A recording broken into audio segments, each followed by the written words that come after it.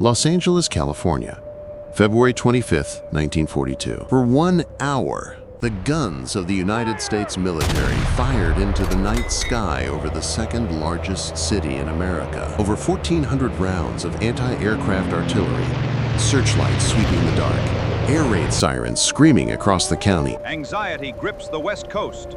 As war clouds darken the Pacific, citizens await word on the widening conflict.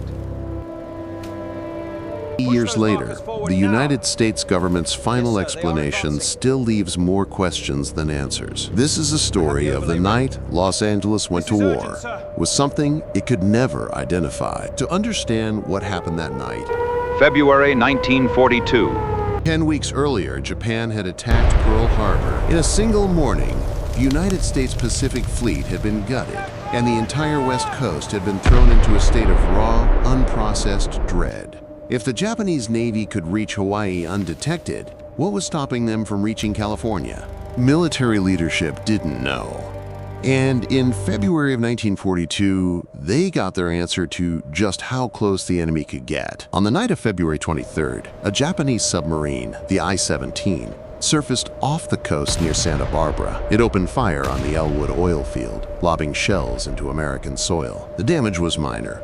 A pump house destroyed, a catwalk damaged. No one was killed. But the significance wasn't in the damage, it was in the fact that it happened at all. This was the first attack by a foreign power on the continental United States since the War of 1812.